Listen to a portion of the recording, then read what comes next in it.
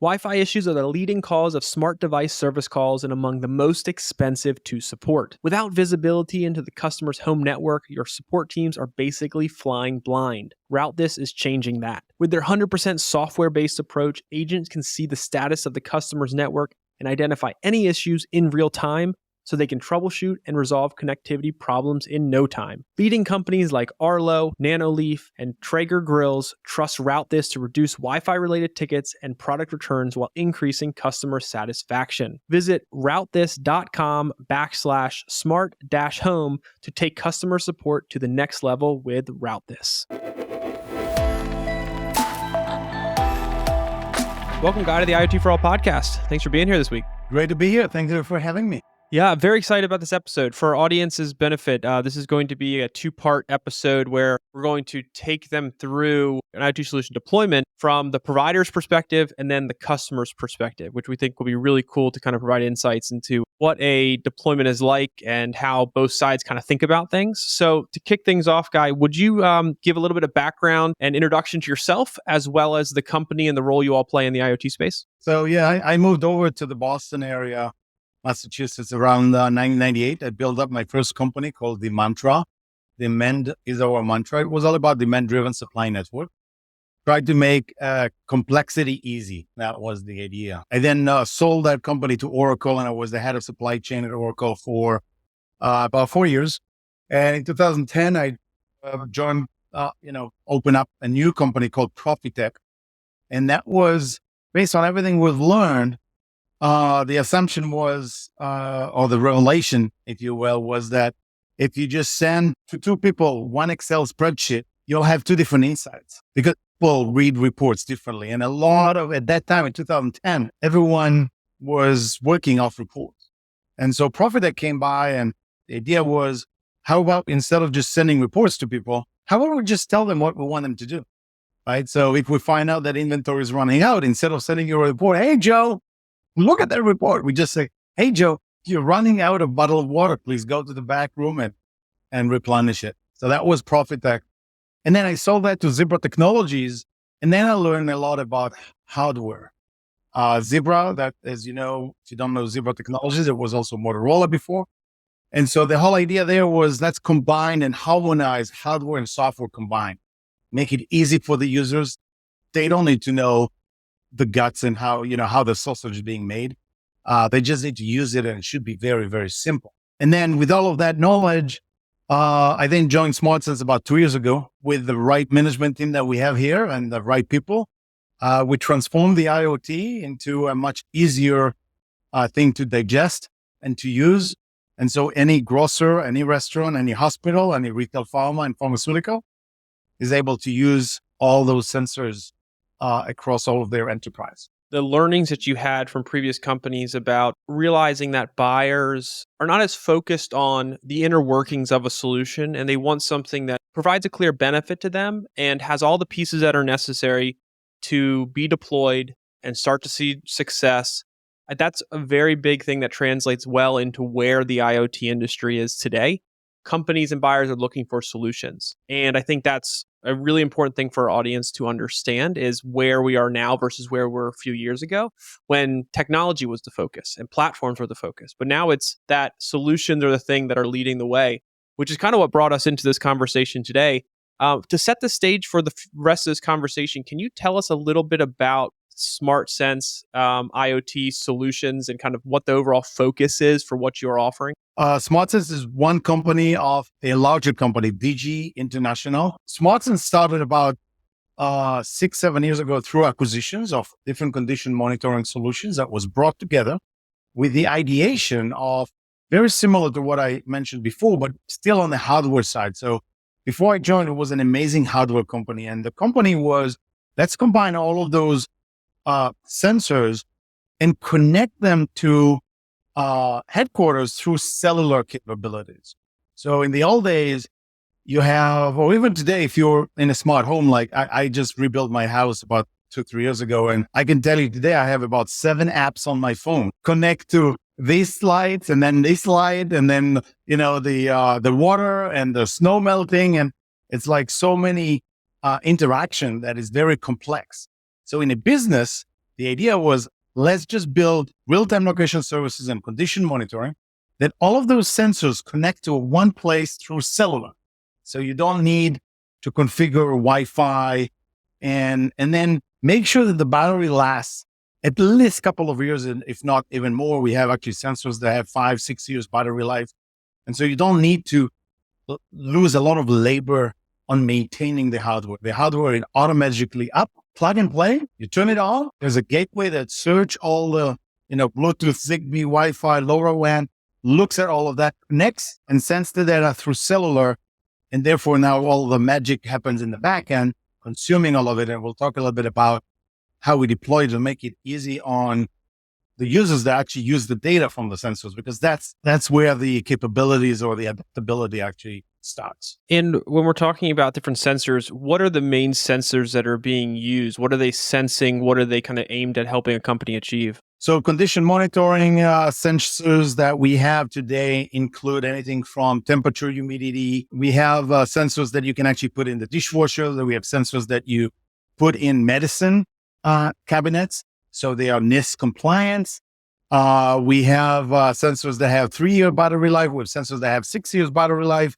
We just started with sensors that have different gases to identify ripeness. Is your avocado ripe now? So, hey, you have 10 minutes to eat it.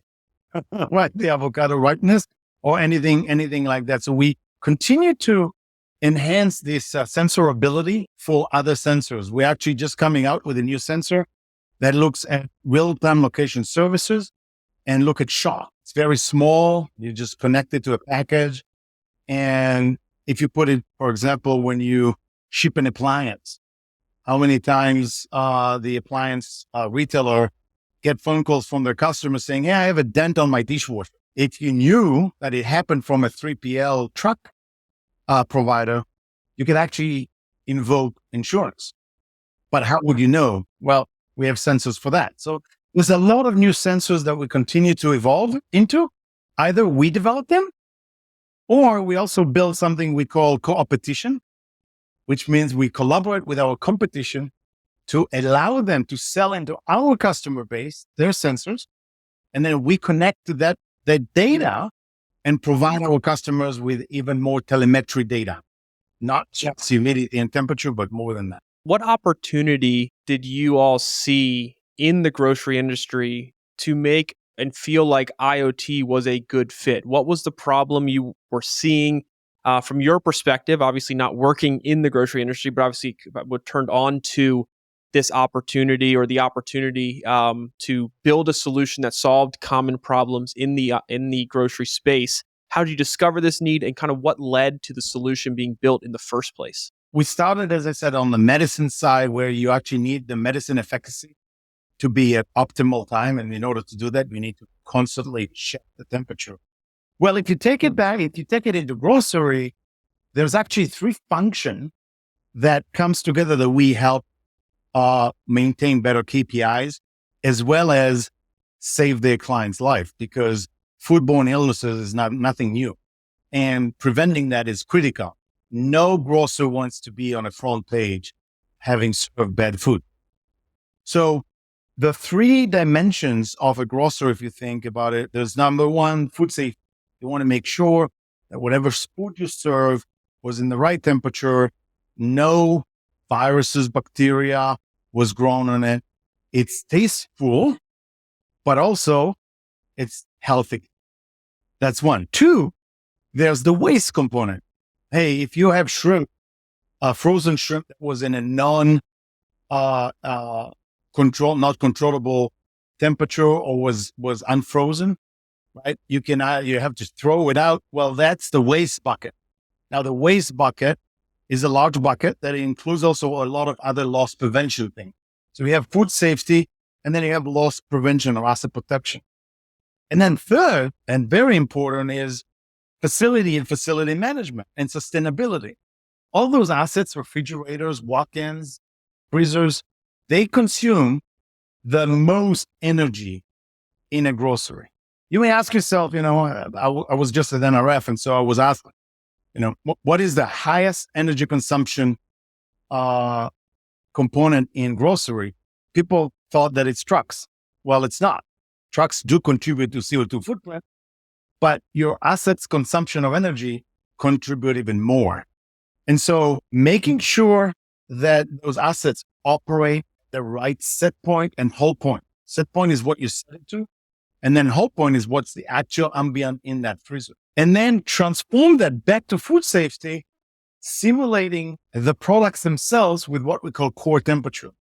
Not just what the ambient temperature in the freezer or in the refrigerator, but what is the milk temperature?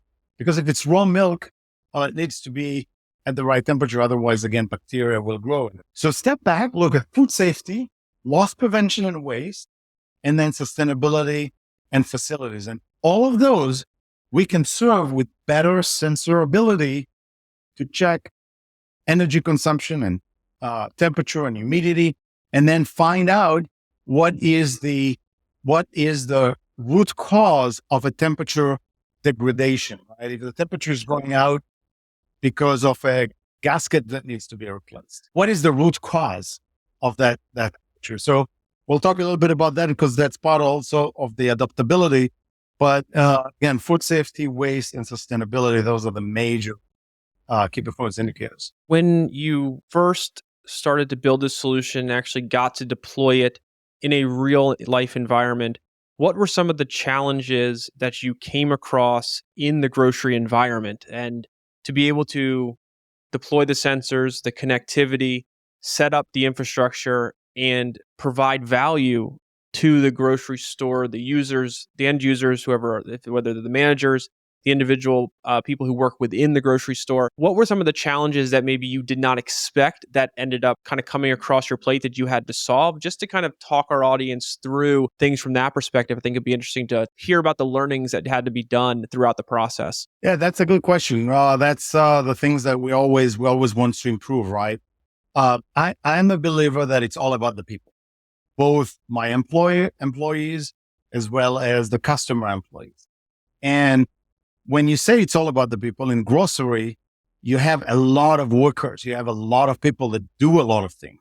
Opening the store in the morning, restocking the shelf, making sure that all the assets are working. You have the people that are actually frying the chickens, right? And need to know, hey, only now the chicken is ready to be consumed. There's a lot of people in the deli, in the meat, in the slaughterhouse in the back end. There's a lot of people working. And so the idea behind it is how to make their life simpler, not more complex, yet cover all the regulations for compliance. And so every step of the way, what we're doing is to make it not punitive, but guidance, training and guidance. I'll just give you a few examples for that because it's critical not to speak with those people about the hardware. They don't care that it's cellular. They don't care if it's, Zigbee or Bluetooth. The table stake is that it connects at 100%. That's table stake. They don't even think about it. What they do think about it is the interface. Something happened. What do I do and what do I get? So I'll give you an example. This is a food probe, right?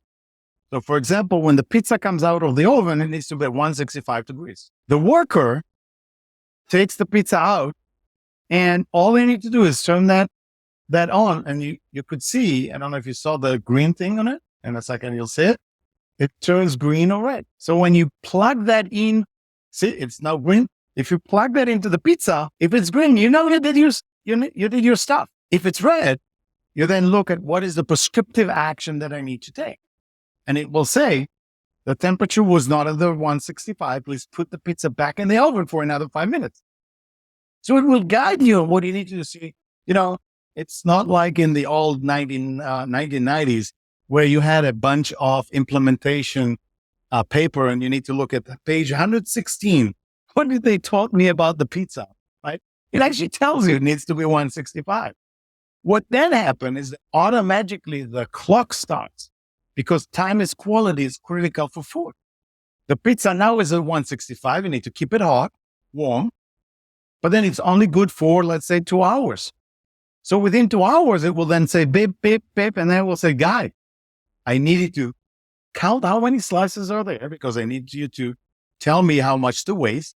And then please toss that pizza. Do not serve that pizza. That's kind of what we're doing. We do prescriptive analytics based on all the telemetry data under regulatory and compliance guidance. All of the sensors are serving that rather than you serving the hardware. The hardware shipped out through cellular to the cloud, being run with multiple mathematical models, and then shipped back to you with just a very simple guidance. I think what's very interesting to learn about that is how much the people play a role in the success of this deployment, not just in the getting the deployment out the door and set up within the environment of a grocery store, but also in the usability of it, in the analysis of the data and the information that comes in to be able to provide the ROI that a grocer is probably looking for.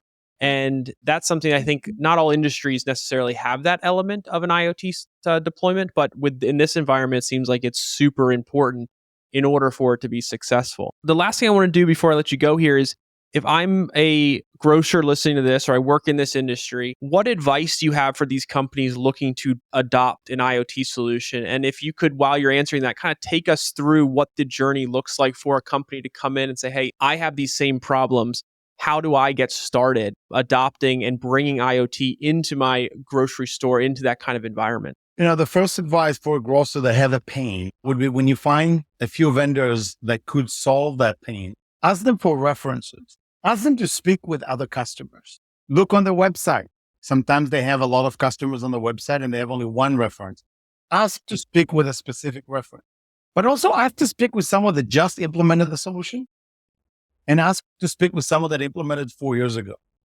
Because the ease of use that I just mentioned, the adaptability, it's important to have the longevity of it. If it's very simple, it will survive for years, right?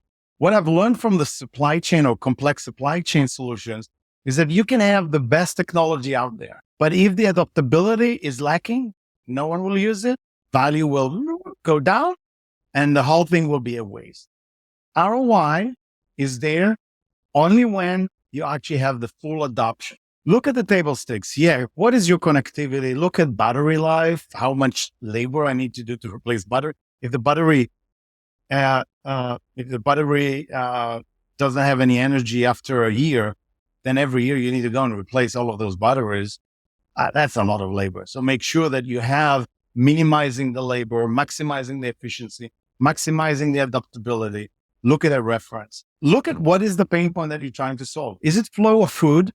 So you need the food probe, and you need to look at how the meat comes from the truck to the back, to the front, to the walk-ins. How do you actually use all of it?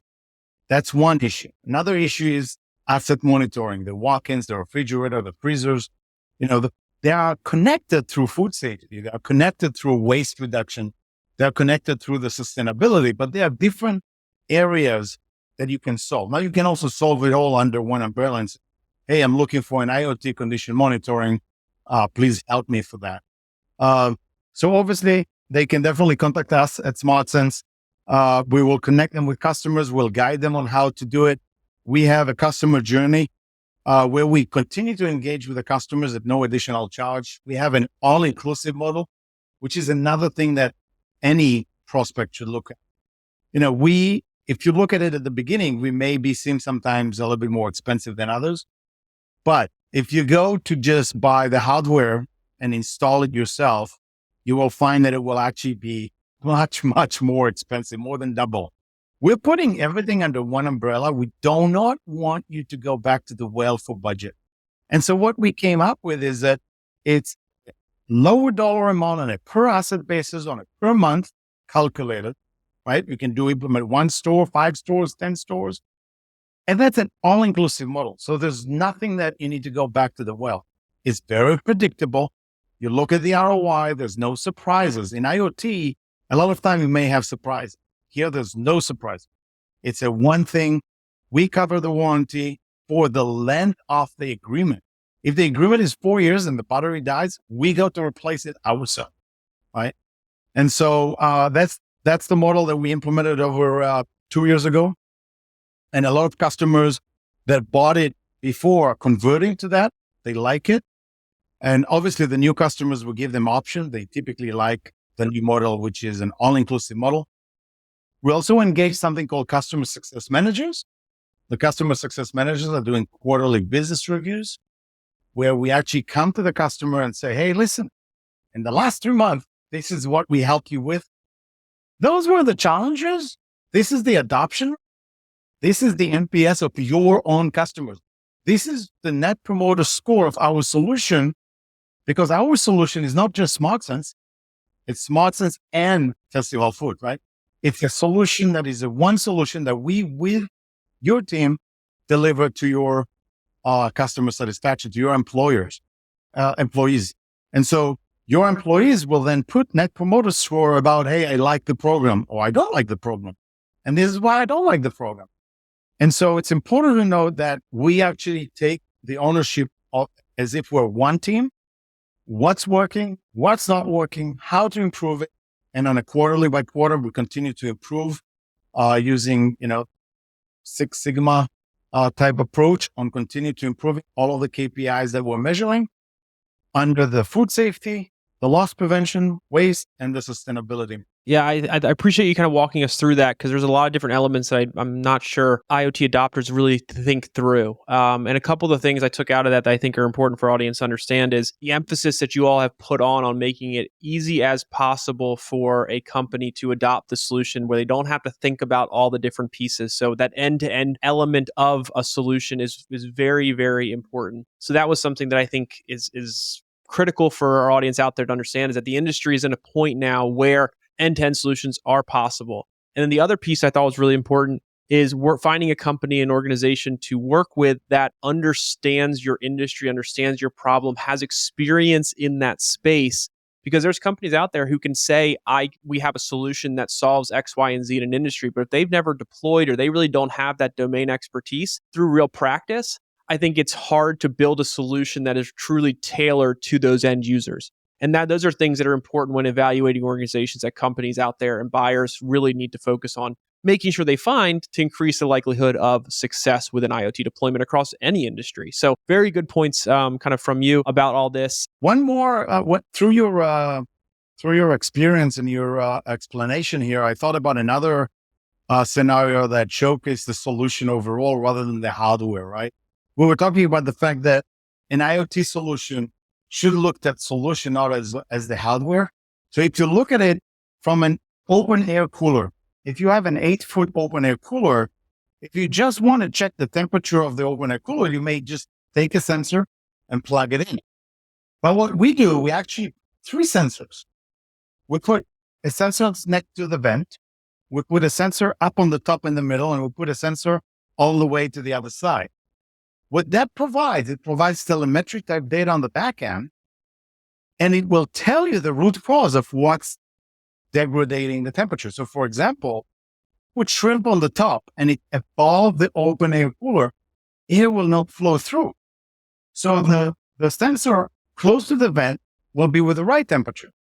The sensor on the top, wrong temperature. The sensor on the left, on the bottom will be right temperature again. So if we see something like that, the translation is, hey, you may have put too much inventory on the open air cooler.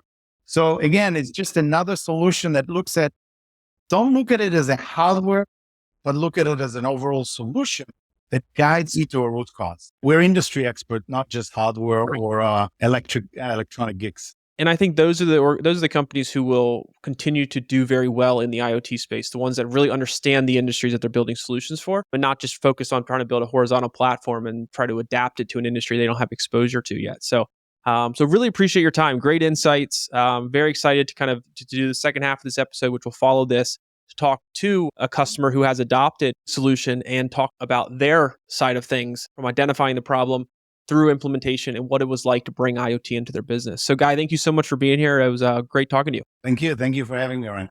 Welcome, Hsing-Yi, to the IoT For All podcast. Thanks for being here. Thank you. It's a pleasure. Yeah, this is exciting. Like I mentioned on the first half of this is the first time we're doing this. We're talking to the provider of an IoT solution and the customer separately so that it doesn't turn into just like a promotional conversation of how great everyone is. I wanted to actually separate them out and hear a very authentic view and of how things went, not necessarily just with the working with the organization, but more so just bringing IoT technology into the business from going to a place maybe that you didn't have IoT technology and solutions there yet, right? So before we jump into that, can you just give a little bit of background on the organization and kind of the role you play and kind of what the overall focus is for the company? I currently serve as the Director of Food Protection and Regulatory Affairs for Festival Foods. We are a privately owned chain of grocery stores only here in Wisconsin. It's a third generation. So we started as in 1946 as a single store. And then 75 second generation started. But really, it was not until Mark Scogan, our current president and CEO, that took the store back about 15, 18 years ago, that we went into an explosive growth, right? From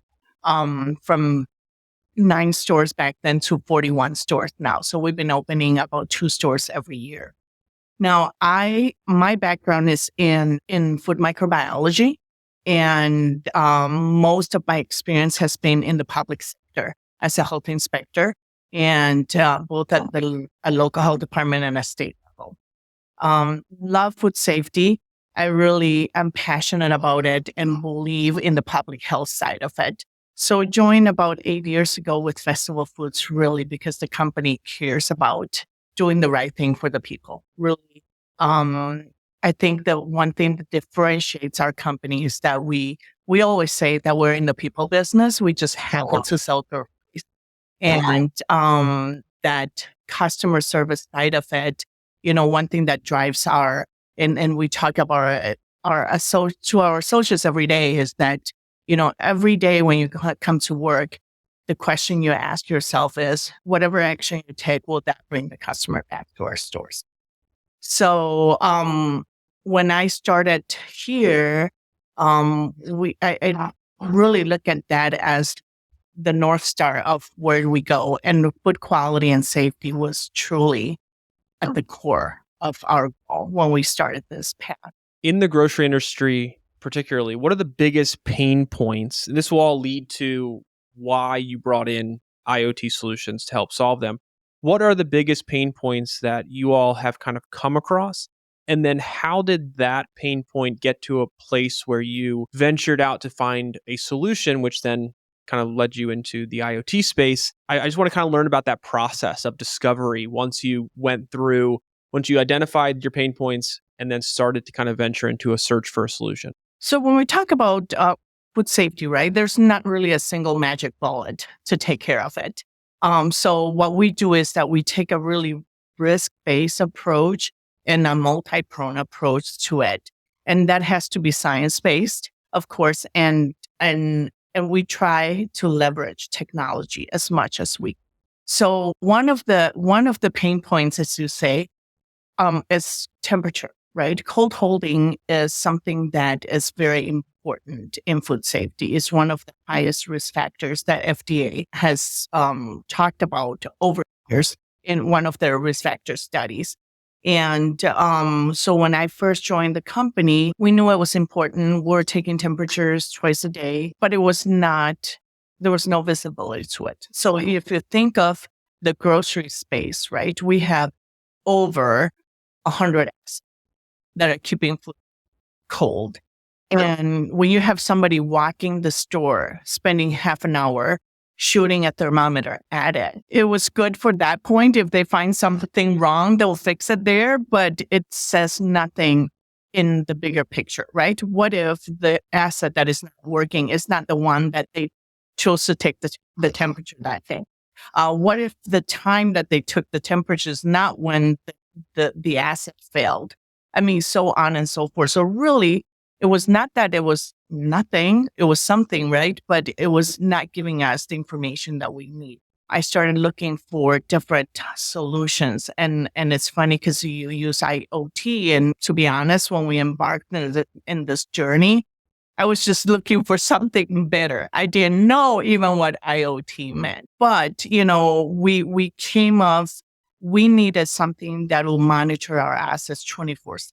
We needed something that will not only hopefully give us that asset monitoring side, but it will give us that task or which is, your cooking temperatures, your sanitizer concentrations, all those things are important in food safety, that it will allow us to audit on a regular basis, if you will. We needed visibility. We needed at the corporate level or at the support level, be able to see everything there so we can help and assist and hold people accountable on what they're doing and what is happening. And obviously, back then, I think we started this in 2017. And the truth is that there were not that many companies out there. And so we knew that we were onto something new, and we needed to make sure that the company we found was one that would continue to move forward, will be able to partner, that will listen to us. So that was very important to us. And we went through that process for probably 6-8 months and piloted SmartSense at that point. Yeah, I think that's an interesting point to take away from this is not just looking and being able to identify an organization who has a solution, but also one that's committed to improving that solution, who's committed to working with you through the pilot stage, get it to scale, is vested in your success as well. I think it's important for people listening to this to understand what are other characteristics of a company that you might want to work with across any industry that you're in. It doesn't have to be the grocery industry, but someone who understands your problem, has a solution built for it, and is committed to improving it so that it's something that you can use beyond a couple years out, right? That's what you need. You want to feel safe that the investment that you put in, the time you put in, is going to be something that this will benefit the organization for years to come, which is obviously the goal. And it's always interesting to hear how people find IoT solutions when oftentimes I get a very similar answer to what you said, which is we didn't even know what IoT was until we were just looking for something that did X or did Y for our industry, right? We searched for the problem and we found these solutions. So that's another takeaway I think providers out there can learn, is that marketing their solutions, selling their solutions to buyers and not focused on having to use the term IoT or Internet of Things or connected. It's more of let's talk to a buyer and try to think about what are they looking for? How would they search for this to help them discover these solutions that exist? So once you came across a solution that you thought was a fit, what was that adoption process like? What are some of the challenges that maybe you encountered throughout the adoption process? And since the rollout, what is ROI and the biggest value adds that you've realized and maybe even realized and didn't expect when you first embarked on this journey? To Guy's point, right? When you're looking for a solution, talk to somebody who has implemented it. I think what we did is that I'm a greedy person. I want the best. So we went all in, right? We piloted in one store, and I was lucky to work with a store manager who cared a lot. She was on top of things. We looked at the alarms, we solved the problems, and we said, this is perfect. Let's roll it out to 25 stores. That's what we had at that point. And that proved to be a little too much. In a sense of, compared to pharmacy or restaurants even, we're going into deployment with close to 200 sensors per store. We didn't take into account how different one store was from another. Your cases are different. Guy said we have open cases, closed cases, walk-in coolers. We have all different kind of cases that are a little bit different from one store to another. So installation was a little clunky, if you will, because we did not provide good guidance to the installers on how to go about it. And then the second piece, which is the most important, is people, right? How are people going to react to this new technology? I piloted in a store with a manager who was phenomenal. Not all the stores have it. That person that I needed. So I think that was probably our biggest headache, I would say, is getting that right. And I cannot blame them, because now you're getting an alert every hour, every night for a week in a row. What are people going to do? They're going to turn off the alarm, right? And now you have a case that is not working proper, but nobody's looking at it, which is exactly what we had before we implemented the system. So I think taking it slow, giving the support to the people, and we are a team of 3, so we couldn't give the support to 25 stores 24/7 to kind of guide them through the process of getting it to where it should be.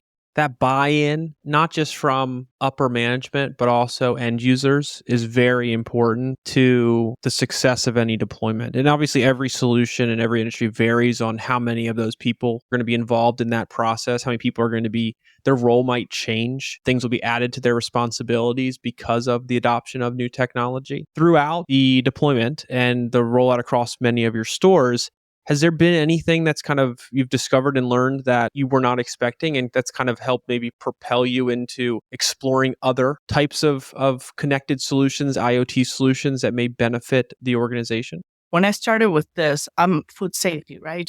We are in this prevented world. We don't have ROIs. We're non-revenue generating. But, the company bought into it because they knew it was important. So, I knew that inherently, if we do this, there was not only food safety, we're going to have a quality. Inherent quality was going to be better. But what we started finding is that temperature is a lot more complicated than just the number you're getting. To Guy's point, there's a story behind it. So the first thing we found is that when there was a temperature excursion, we had a list of things for the teams to do. And a lot of them came back to maintenance issues. So a filter that is dirty, that they needed to clean and all stuff. So what we did is that they started doing that. And what we knew, right? When I started hearing that, I said, wait, this is going to help us with repairs, right? Instead of not cleaning the filter and wait for the case to go all bad, the repair has to be cheaper. So I think that's what we started tracking a little bit, our equipment side and our ticketing side. And that's what we found, that even though our tickets went up for repairs, cost per repair was lower. So that was something that was pleasantly surprised, but makes sense. We said, okay, let's keep working on this.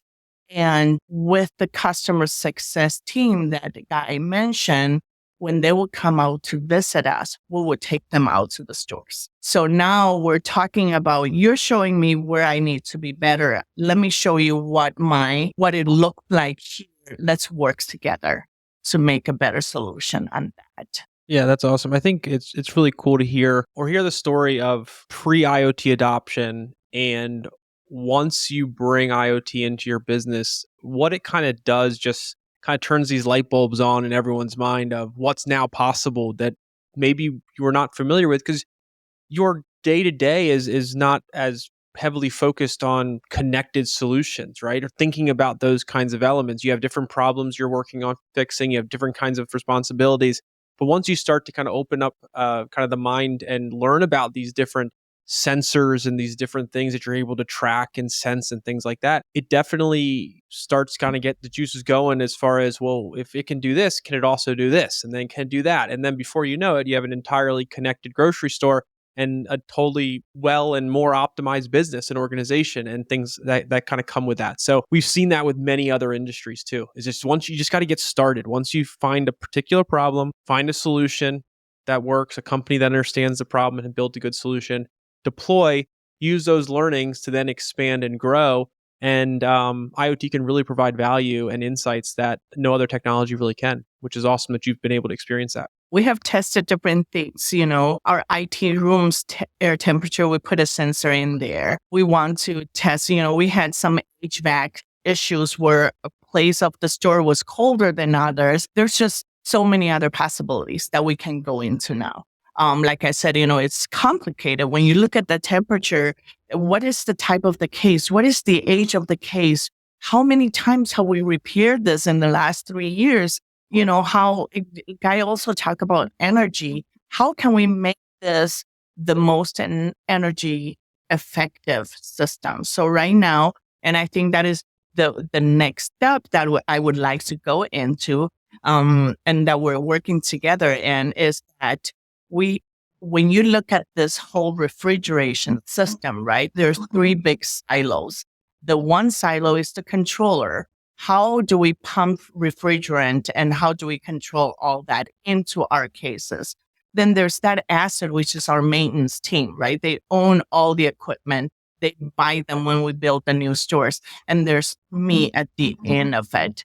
And wouldn't it be great if we are able to bring all that information that each system is collecting data, but they're not talking to each other. It's like they're talking in different languages. How do we make that translation and bring them together? Because that will then really give us better visibility into, well, maybe don't buy this brand of equipment. Don't go this way, or make small changes in the controller to give us better visibility on how we go in the future to make better decisions. There's a ton of potential in the grocery space for IoT. We've talked to other companies who build other solutions that would kind of complement this kind of the solution that you're already focused on, SmartSense focused on, things like that. So there's a huge opportunity there for people listening to this to be able to bring that technology into their business and also in other related industries as well. So I really appreciate you coming on and kind of sharing your story from pre-IoT to now an IoT adopter. And it's very exciting to see the success that you've seen. And I think there's a ton of opportunities that I'm sure you have already started to think about and will discover. Really appreciate you coming on and talking about this as kind of the second part of this episode. I'm sure we'll find opportunities and reasons to connect again as you all continue to expand your IoT solutions. But it's been great to hear about the success you've had, and hopefully that continues as you all grow. So really appreciate your time and thanks for being here. Thank you.